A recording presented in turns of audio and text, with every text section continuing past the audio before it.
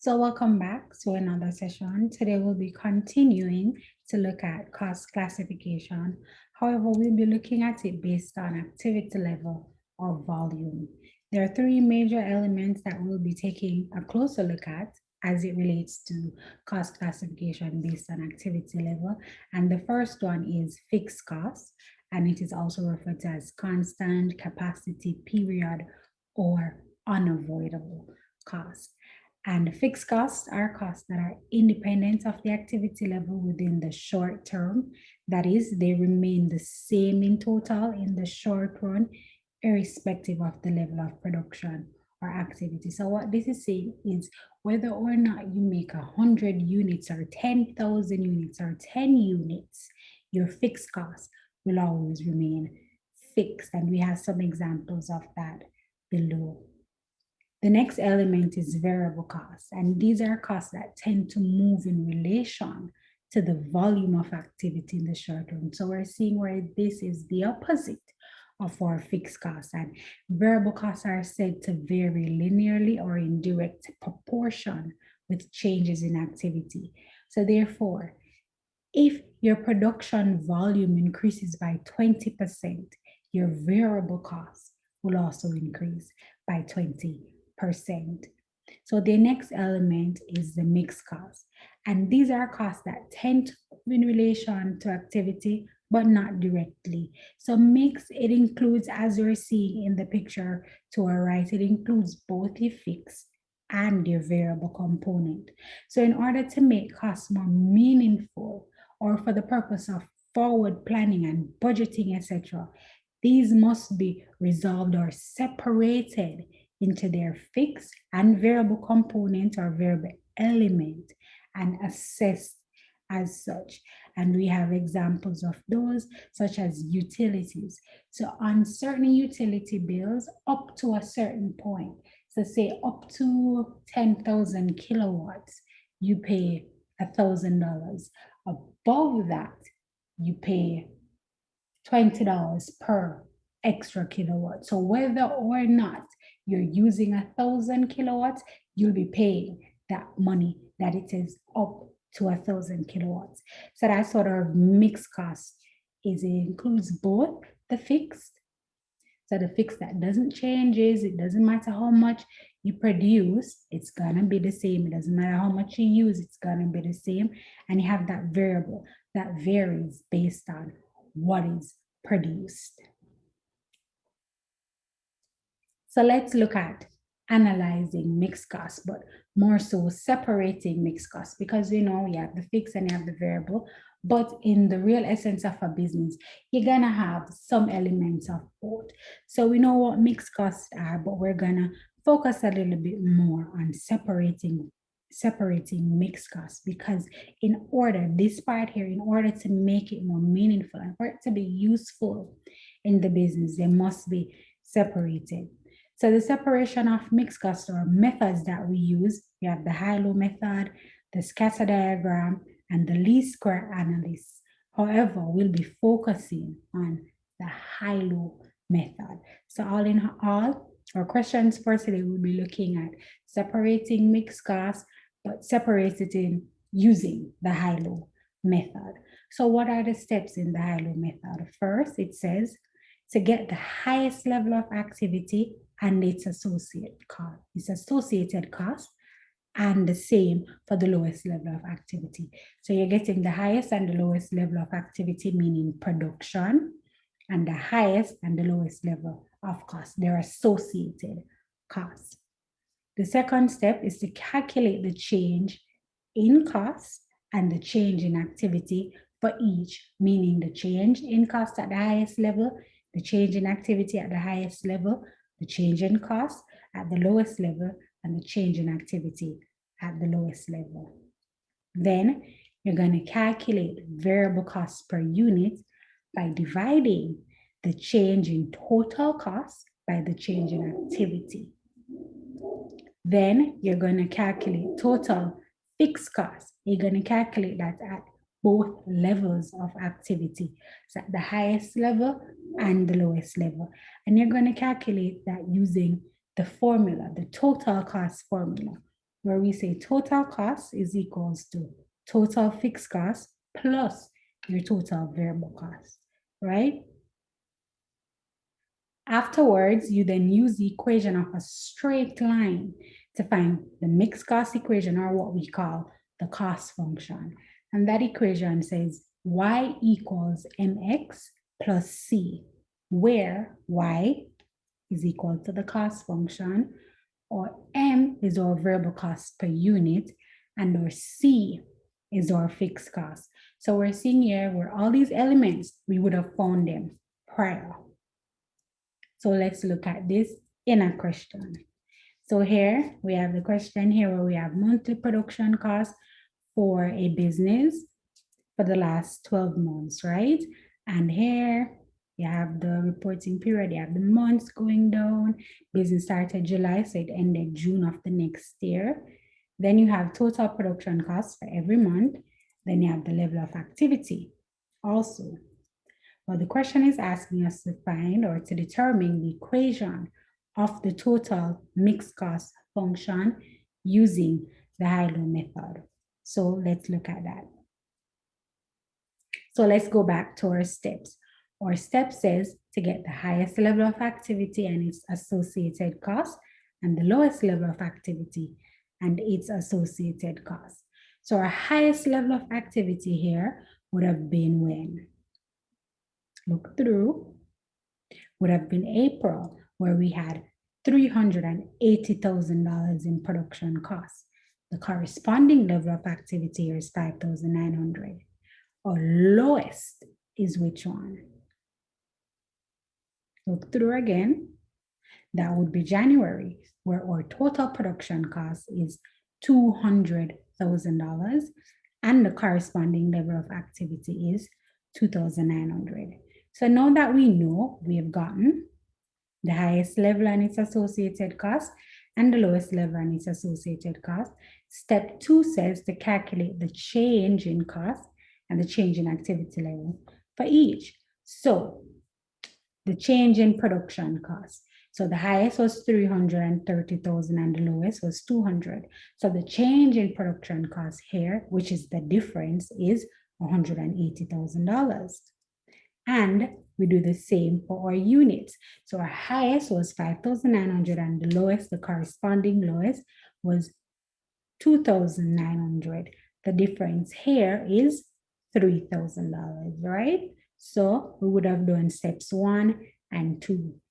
Steps 3 says to calculate the variable cost per unit by dividing what? Your change in total cost by your change in activity.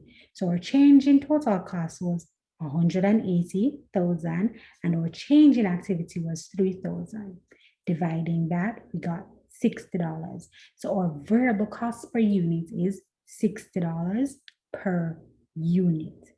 So the next step says, step 4, calculate total fixed costs at either of the two levels of activity based on the equation total cost equals total fixed cost plus total variable cost. So let's read that again. Calculate total fixed cost at either levels. What levels? Based on the highest and based on the lowest, right? Right. So we're doing that based on the formula total cost equals total fixed cost plus total variable cost.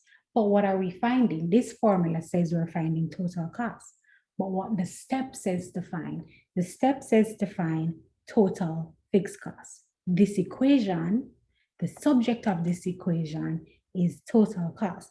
So what we would need to then do is to switch the subject of the formula. Here we're seeing total cost equals total fixed cost plus total variable cost. So to make total fixed cost, the subject is going to be total fixed cost is equals to total cost minus total variable cost. And we'll be doing this at what? At either of the two levels, at each of the two levels of the activity based on the highest and the lowest, right? So let's look at it at the highest level of activity. So our formula that we're working with is Total fixed cost is equals to total cost minus total variable cost. Look at that. So at the highest level, our total cost was what? 380, right? So that's our total cost minus what was our total variable cost. Here, we're not quite sure, but we know what? We know what our variable cost per unit, and we know how much units were produced or how many units were produced at the highest level, right? So multiplying those two, multiplying the units by the variable cost per unit gives us total variable cost. So putting that all together, our fixed cost at the highest level of activity is 26,000. Let's check that at the lowest level of activity. At the lowest, remember, the formula that we're using is total fixed cost equals total cost, and our total cost at our lowest level of activity was 200,000 minus total variable cost. Again, it didn't give us a total variable cost, but we know how many units were produced at our lowest level of activity, and we know the cost per unit. So multiplying that, what we have in the middle, the 2,900 by $60 per unit, we have our total variable cost. Subtract that from our total cost at our lowest level of activity, we confirm that our fixed cost is $26,000, right? So we would have completed step 4 of calculating total fixed cost. Step 5 says, use the equation of a straight line to find the cost function. And that is y equals mx plus c, right? Where y is the cost function. What is m? M is what? M is our variable cost per unit. X would be the units, and our C, which is the constant, is our what? Our fixed cost. So let's look at what this looks like. So here, our cost function, and it can be written in two ways. Total cost, because that's what we're finding, is equals to y equals what was m? M is our variable cost per unit, which is 60, times x. X is our number of units, plus our fixed cost, 26,000. So it can be written here as in total cost equals 60 times number of units plus 26,000. Or if you're more a mathematical person, you can write it in the equation of the line. So the equation here would be y equals 60x plus 26,000. And this formula can be used to find total cost for whatever number of goods that is produced by replacing this x with what was produced. And we'll be looking at that in question 2, right? So digest that a little, and we're looking at question 2 in a couple seconds. So question 2, same information here, where company has assembled the following data pertaining to each cost, which cannot be easily identified as either fixed or variable. They heard about measuring cost function. They heard about a method called what? The high-low method. So here we know we're using the high-low method again, and has decided to use it in this situation. So we may not have much or whatever, but we have costs and we have an activity level. In this case, our activity level here is hours, right? So we can use it. So the first thing it asks us to do is to calculate the variable cost per hour. And essentially, this is what we would have done based on our steps, right? Our step says, get the highest level, and then you find the change. And then step 3, find the variable cost by dividing the change of the total by the change in the activity, right? So change, let's go back. What's the highest? What's the lowest? The highest here would have been what? 110,400, and the corresponding hours is 3,900, and the lowest is 61, and the corresponding is 2,000. So change in cost. So 110,400 minus 61,000 gives us 49,400, right? And the change in hours, that gives us, the answer is not there, but 1,900, right? So hence here, our variable cost per unit, our variable cost per hour, because that now is our activity level hours, right? We're not working in units, but hours. So our variable cost per hour is what? The change in cost divided by the change in our unit, which is hours, which is $26, right? So we answered part A. Part B says to calculate the total fixed cost. And this is where, based on our thingy, based on our steps that we have, we find fixed cost at either the highest point or the lowest point using the formula total cost equals total fixed cost plus total variable cost. So we make now total fixed cost the subject of the formula. So total fixed cost is equals to total cost minus total variable cost. So we find that at both the highest level and we confirm it at the lowest level, or you can find it at the lowest level, confirm that it's correct at the highest. So at the highest level, total fixed cost is equals to total cost, which is 110,400 minus your total variable cost. Again, we're finding total variable cost by multiplying what was the quantity of units that was produced times the variable cost. And here we put that in our formula, we get fixed cost to be $9,000. We do the same thing at the lowest level of activity. And again, we can confirm our fixed cost is 9,000. So part C says, write the equation which now measures the cost behavior of the cost. So what is our equation? Y equals mx plus c, where m is equals what? The variable cost. X is our whatever units or activity level that we're finding, plus c, which is our fixed cost. So in this case, the equation of our line would be equals to y equals 26x, because 26 is our variable cost per hour, plus the 9,000, which is our fixed cost.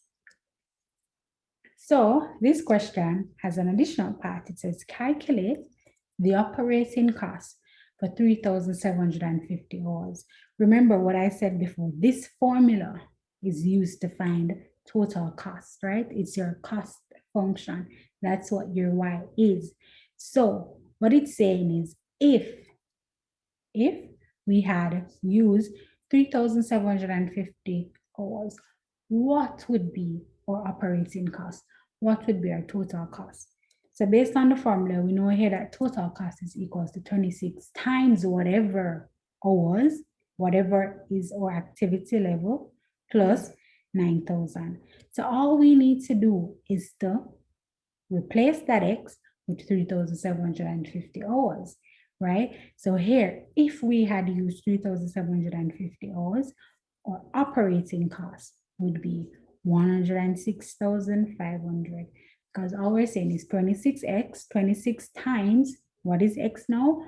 3,750 plus our fixed cost, 9,000, which is total variable cost plus fixed cost, gives you total operating cost, gives you total cost. So that's what we would have found there. If they had given you another number, 3,000, 5,000, 5 million, all we do is replace that. Replace the X with that figure. So here is the end of this session. As per usual, if you have any questions or comments, ensure to leave it in the comment section. If this video helped you in any way, ensure to like the video. Remember to share it with anyone you know who might need the assistance, and to subscribe to our channel to keep the family growing. You can reach out to us via email or Instagram using the information that you're seeing here. So until next time, enjoy the rest of your day.